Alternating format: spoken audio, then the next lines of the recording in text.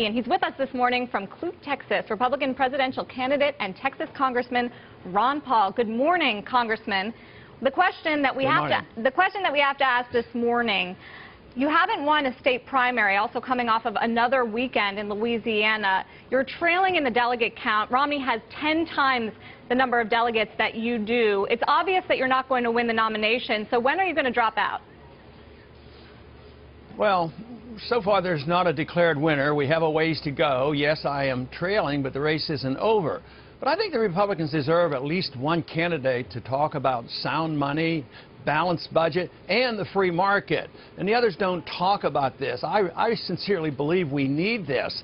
I mean, the best we can do is come up, the Republican leadership comes up with a budget that's going to maybe balance a budget in 30 years.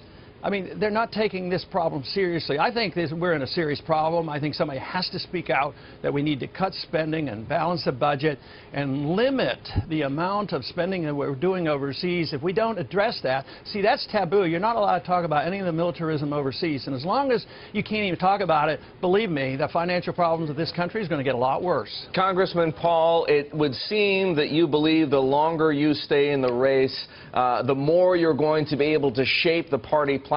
How do you know whether you're having any success? How do you know whether it's worthwhile? Because, as you know, there are many people who are critical of the primary process thus far and say the GOP simply can't get its act together and unite behind a candidate who can take on President Obama.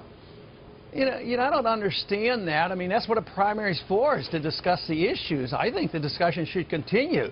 Since nobody's really discussing the alternative to our foreign policy or our monetary policy or our financial crisis and spending, why should we quit and say, oh, okay, you know, it's getting late. We all have to get together. We have to quit debating the issues.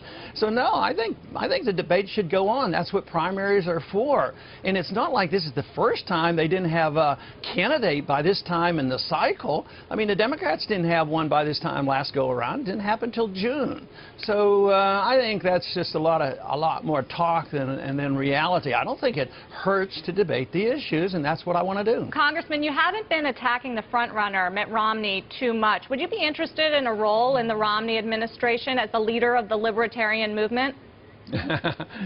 Well, I'm glad you say too much, because it is true that I have had ads on against Governor Romney. I don't think that's likely to happen. I doubt very much if he would consider it.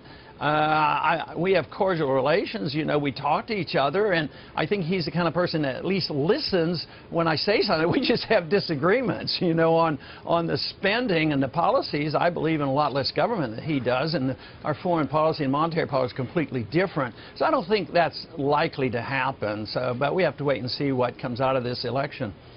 Congressman, look, let's make the assumption that either Mitt Romney or Rick Santorum is going to win the Republican nomination. Between the two, who's making the most sense on foreign policy and economic policy? I don't see a whole lot of difference. I see a big difference in tone, but I don't see any difference in policy. They both are very, very anxious to keep the military very active and you know, use troops in Syria and plan on you know, being very aggressive against Iran.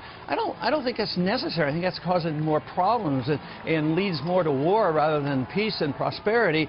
And I don't think it's necessary to do that. So I don't see the policies. And even Newt has a policy that's very much the same. But tone, there definitely is a different tone. I think Governor Romney is more likely to be more willing to listen to his advisors. If he decides he wants to go and bomb Iran, maybe he might listen to somebody else. I'm afraid the other ones would just go do it anyway. I want to ask you, Congressman, about the historic debate at the Supreme Court this week on Obamacare. What are you expecting there? You know, I guess that's up for grabs. I suspect they're going to rule it constitutional, but that's a pure guess out of the thin air. You know, the whole reason we had this interstate commerce clause was not to regulate the economy, it was to deregulate it. They wanted free trade zones, they wanted to get rid of tariffs in between the states, and they wanted a unified currency. So what they need to be talking about is deregulate insurance, so we can sell insurance across state lines. That would be a proper role. But to use the interstate commerce clause was to monopolize and institutionalize national health care. That is a disaster. But I'm afraid the sentiment, although this Supreme Court is slightly better than in the past, they haven't done a real good job in defending the free market and the original intent of the Interstate Commerce Clause, which was to deregulate, not use it as an excuse to do anything or force you to buy something. This would be a real tragedy if they rule and support this law. Congressman, the debate now in the markets, QE3. Charles Plosser of the Philadelphia Fed said right here on Inside Track just an hour ago, not at the moment, but he's still open to considering it. So for you, the question is, what would QE3, more monetary stimulus, mean? Well, it just would erode the value of the dollar, and the people would suffer that much more. The middle class suffers. When you inflate a currency and destroy its value, the wealth is transferred from the middle class and the poor to the wealthy. So you just continue that process. That's already, what our problem is. But, they talk about QE 1 and 2 and whether there's going to be 3. But actually, the first QE was under Greenspan when everybody recognized, well, one of the big problems we had was that he kept interest rates too low too long. So it's constant. It's the whole process that wealth is supposed to come out of the creation of monetary units out of a computer. That's a fallacy, and it has failed in the past, and you can't solve the problem that it created by creating even more money. So, yes, they're going to hang it out there, and the markets will like it. Oh, if they announce today, they're going to have more quantitative easing. They'll say, oh, this is wonderful. But down the road, it's a disaster. Well, Congressman Paul, it's not just the markets that might like it. Let's look at some of the economic indicators. The economy is expected to grow in excess of 2% this year, better in 2013, close to 3% in 2014. Core inflation, what most people look at, moderate, under 2%. Unemployment declining. What's wrong with that? Well, not too much, but it's pretty darn expensive to create trillions of dollars and get that meager growth.